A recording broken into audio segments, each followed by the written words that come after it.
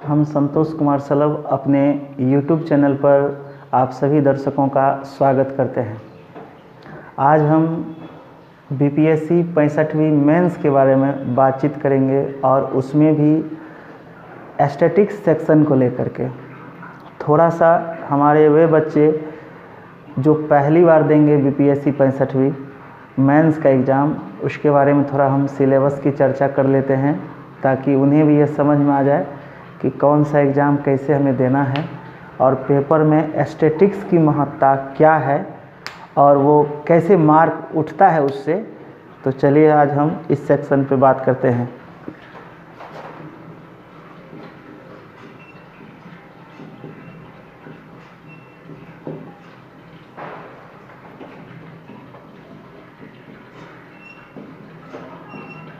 BPSC mains में हम देखेंगे 3 पेपर का एग्ज़ाम होता है, जिसमें एक पेपर हिंदी होता है जो 100 अंकों का होता है और इसमें 30% अंक लाना आवश्यक होता है। उसके बाद दूसरा पेपर GS होता है। GS टोटल जो होगा आपको वो 600 अंकों का होगा, 600 अंकों का होगा और इसके 2 पेपर होंगे। एक पेपर फर्स्ट जो आपका 300 अंकों का और पेपर 2 जो 300 अंकों का होगा। और तीसरा है आपका ऑप्शनल। तीसरा है आपका ऑप्शनल पेपर 300 अंकों का होता है, जो आपका ऐच्छिक विषय होता है। आप जो विषय रखें, जरूरी नहीं कि आप स्नातक जिस विषय में हैं उसी विषय को चुनें। आपको जो अच्छा पढ़ने में लगता है और जो पकड़ है आपके, जिस पर आपको पकड़ है, आप उस सब्जेक्ट को अपना ऑप्शनल पेपर बना सकते हैं। तो ये आप अपने इच्छा के अनुसार कर सकते हैं। क्योंकि आज हम बात करने वाले हैं एस्थेटिक्स पेपर पर, तो एस्थेटिक्स जो होता है वो GS पेपर 1 का होता है। एक सेक्शन होता है और जिसमें 4 प्रश्न, एस्थेटिक्स में 4 पेपर होता है, 4 क्वेश्चंस पूछे जाते हैं, 4 क्वेश्चंस पूछे जाते हैं, जिसमें 2 प्रश्न का जवाब देना आवश्यक होता है। एक प्रश्न जो है, एक प्रश्न 36 अंकों का होता है, यानी 36 दूना 72 अंक मायने रखता है BPSC में।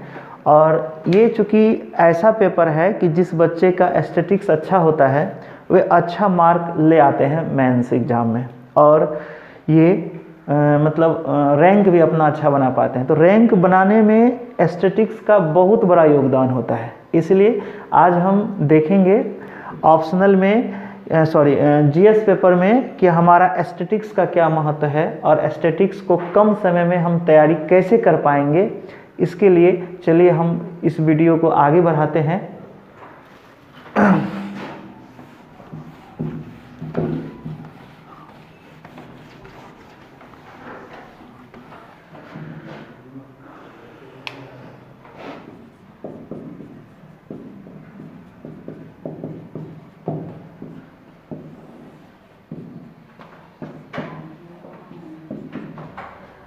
एस्थेटिक्स में 3 सेक्शन से क्वेश्चन पूछे जाते हैं।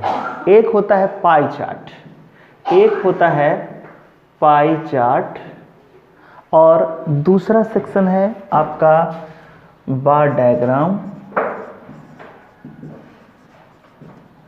डायग्राम और तीसरा सेक्शन है लाइन ग्राफ। तीसरा सेक्शन है लाइन ग्राफ। यही तीनों सेक्शन को मिला करके एस्थेटिक्स से प्रश्न दिए जाते हैं। पाई चार्ट इस तरह का फिगर बनता है पाई चार्ट में। बार डायग्राम में जो है इस प्रकार से आकृति होती है, जिससे आप भली भांति परिचित हैं। और लाइन ग्राफ से जो प्रश्न आते हैं वो इस प्रकार से पूछे जाते हैं। कभी कभी 2-2 पाई चार्ट की आकृति दी जाती है, या कभी कभी एक पाई चार्ट के साथ परसेंटेज या फिर रेशियो के क्या डायग्राम भी दिया जाता है। फिर कभी कभी पाई चार्ट के साथ बार डायग्राम को जोड़ करके प्रश्न पूछे जाते हैं, कभी कभी पाई चार्ट के साथ लाइन ग्राफ के प्रश्न को जोड़ करके पूछे जाते हैं। तो चलिए आज कुछ बेसिक जानकारी हम पाई चार्ट से जुड़ी हुई लेते हैं ताकि प्रश्न को बनाने में आपको मदद मिलेगी।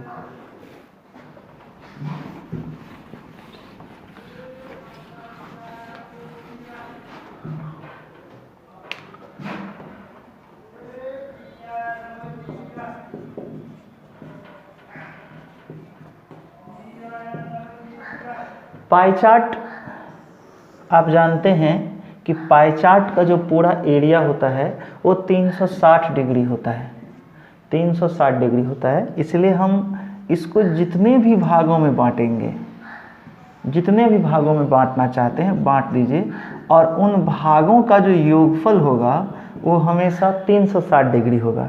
इसीलिए A degree plus B degree plus C degree plus D degree equal to 360 degree होगा। इसी प्रकार अगर हम प्रतिशत में मान लें कि अगर एक वृत्त के पूरे एरिया को हम 100% मान लेते हैं, अगर 100% मान लें और इसको हम अलग अलग भागों में बांट दें और सारे आंकड़े को प्रतिशत में कन्वर्ट कर दें, जैसे A% हो गया, B% हो गया, C% हो गया, D% हो गया या फिर E% हो गया, तो ये सारे जो टुकड़े हैं, जो भाग देखते हैं, पार्ट देखते हैं, इन सब का योगफल A plus B plus C plus D plus E का जो योगफल होगा वो 100% के बराबर हो जाएगा। तो इसका मतलब होता है कि 360 डिग्री जिस एरिया को डिनोट करता है उसी एरिया को 100% भी डिनोट करता है। तो क्या हम ऐसा कर सकते हैं कि 360 डिग्री जो है वो 100% के बराबर हो जाएगा? तो अतः हम लिख सकते हैं कि 100% इक्वल टू 360 डिग्री। अगर इस प्रकार से हम लिख देंगे तो इस तरह से हमारा आएगा कि 1% बराबर 360 डिग्री बटे 100, यानी कि इसको हम डिग्री में कन्वर्ट कर सकते हैं, यानी कि किसी भी परसेंटेज को डिग्री में यानी केंद्रीय कोण में अगर बदलना हो तो उसमें 360 बटे 100 से गुना कर देंगे। ठीक है। उसी प्रकार से अगर हमें डिग्री को प्रतिशत में बदलना हो, जैसे कि अगर इससे लेंगे 1 डिग्री बराबर 100 बटे 360 प्रतिशत में कन्वर्ट हो जाएगा।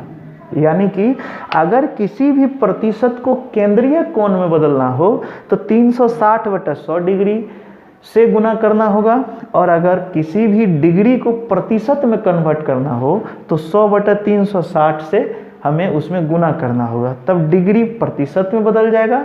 और ऐसा करने से, इसे गुना करने से प्रतिशत जो है वो डिग्री में कन्वर्ट हो जाएगा। इस कारण से आपका प्रश्न बनेगा और इससे क्वेश्चन भी आते हैं कि डिग्री को प्रतिशत में बदलिए या फिर प्रतिशत को डिग्री में चेंज करिए। तो ये दो मान याद रखना जरूरी है आपके लिए। आप इन दोनों मान को याद रखें ताकि प्रश्न बनाने में आपको सुविधा होगी। चलिए, इसके बाद हम ये बेसिक जानकारी के आधार पर आप पाई चार्ट के प्रश्न को तो बना ही सकते हैं, साथ ही साथ अगर किसी एक पार्ट का मान निकालते हैं, जैसे मान लीजिए कि यहाँ A डिग्री का मान हमें निकालना है, तो A डिग्री का मान अगर निकालेंगे तो कुछ नहीं है कि इसका जो टोटल वैल्यू होगा, इसका उस टोटल वैल्यू को अगर हम टोटल वैल्यू को अगर हम x मान लेंगे तो मान लीजिए कि A डिग्री का जो वैल्यू होगा वो x का A बाय 360 डिग्री हो जाएगा, x का A बाय 360 डिग्री हो जाएगा। उसी प्रकार से अगर B भाग का मान निकालना हो तो ये हो जाएगा x का B बटे 360 डिग्री। उसी तरह अगर C का मान निकालना हो तो ये हो जाएगा x का C बटे 360 डिग्री, और अगर D का निकालना हो तो ये हो जाएगा x का D बाई 360 डिग्री हो जाएगा, जब हमें डिग्री में दिया होगा तब। लेकिन अगर प्रतिशत में दी गई हो मान तो वहाँ पर क्या हो जाएगा कि यहाँ इसी टोटल वैल्यू का यानी x का A बाई 100 लिखेंगे। इससे यह A प्रतिशत मान जो है वो हमारा उसके मान में कन्वर्ट हो जाएगा, उसके मूल मान में कन्वर्ट हो जाएगा। दूसरा, जो इसका मान निकालेंगे तो x का b/100 कर देंगे तो इससे हमारा b का मान निकल जाएगा। उसी तरह अगर c निकालना होगा तो x का अगर 100 कर देंगे तो हमारे c पार्ट का मान निकल जाएगा। और उसी तरह अगर x का d/100 कर देंगे तो हमारा d पार्ट का मान निकल जाएगा। और उसी तरह से अगर 100 का e/100 कर देंगे तो हमारा ई पार्ट का मान निकल जाएगा। तो इस तरह से हम सभी पार्ट के मान को निकाल सकते हैं, चाहे प्रश्न प्रतिशत पर आधारित हो, यानी कि आपके जो आंकड़े दिए गए हैं पाई चार्ट में या तो प्रतिशत पर दिया गया हो या फिर डिग्री में दिया गया हो, इस तरह से हम उसके मान को निकाल सकते हैं। और चलते हैं फिर इसके बाद हम आपको प्रश्न देते हैं और